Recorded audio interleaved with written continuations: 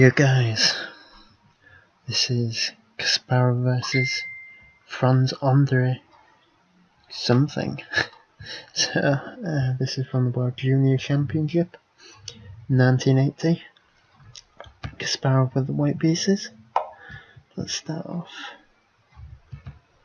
Franz plays knight f6, c4, then e6,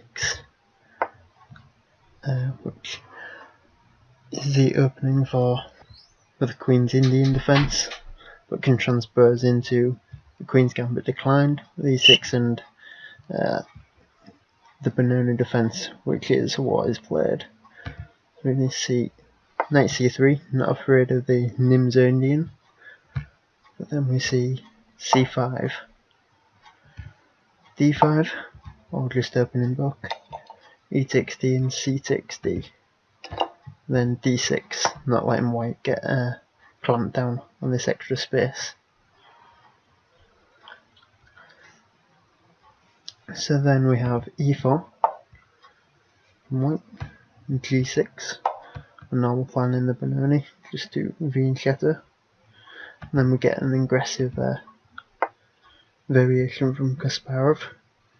In some variations of the benoni, you can almost get tricked into playing knight f3 first, but because that's not being played, we can play this aggressive variation. Just get the bishop here, and now we get bishop check. One of Black's main plans in the benoni is to expand on the queen side and get aggressive dark square counterplay. So this slows down that plan and makes it a bit awkward. Black plays knight f to d7.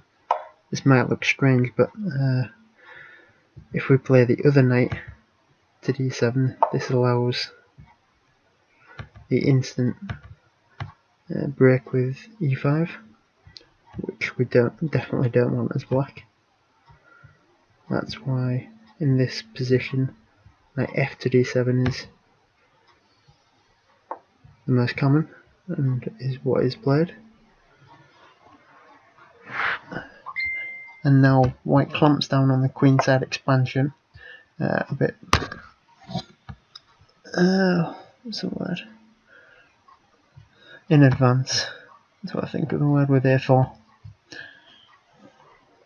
So then we get castles from black, knight f3 from white, normal moves, a6 from black. Now white chooses to bring the bishop back to e2. Any of these squares would be good there. e2 is chosen. Now this looks like a little waste of time, but the knight has to move back to f6. We have castles from white. Black moves queen to c7, moving his queen, developing his queen onto the dark squares, and maybe supporting it later. He breaks on the queen side. Now in this position,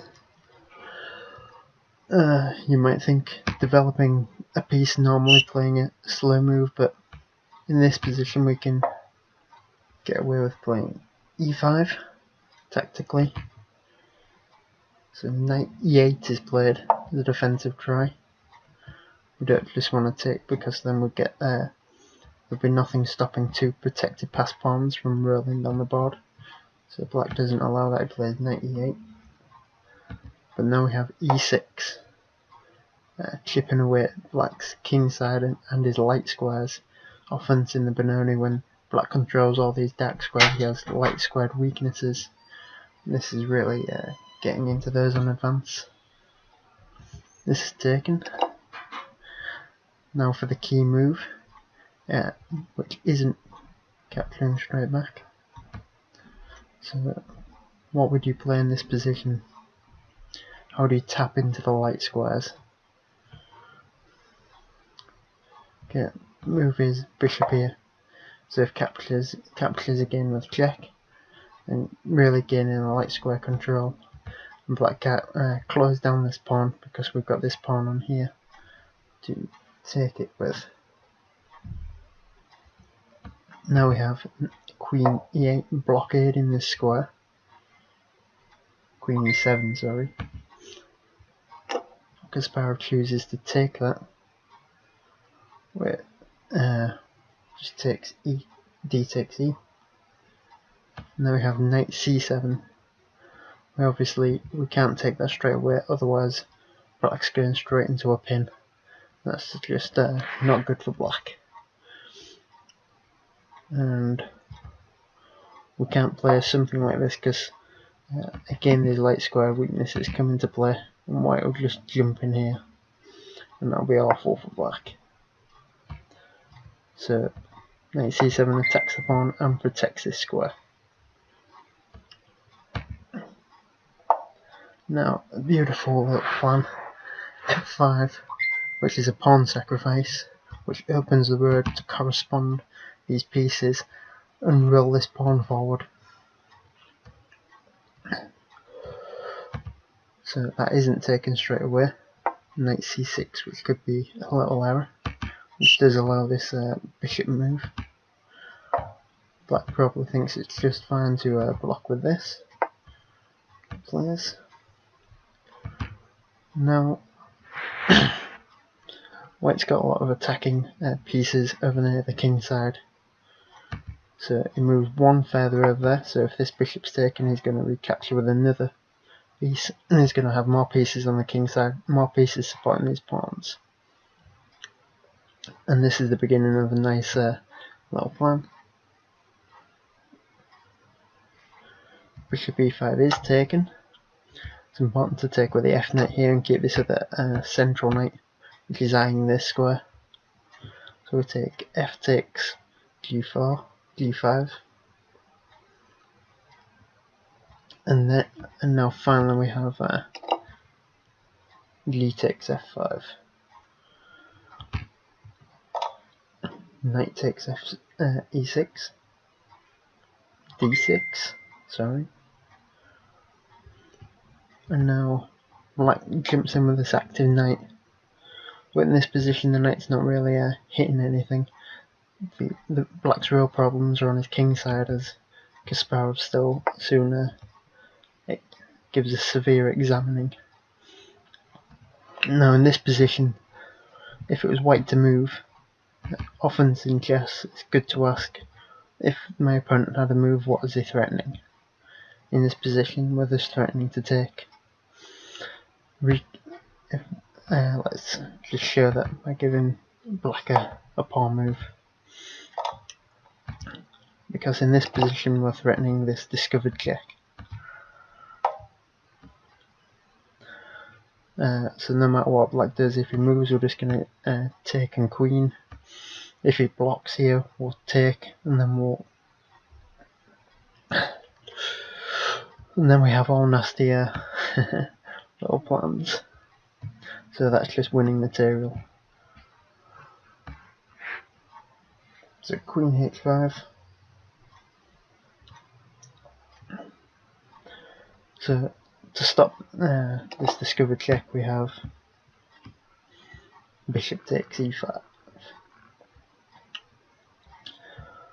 Now that's put straight into a pin with rook a to e1.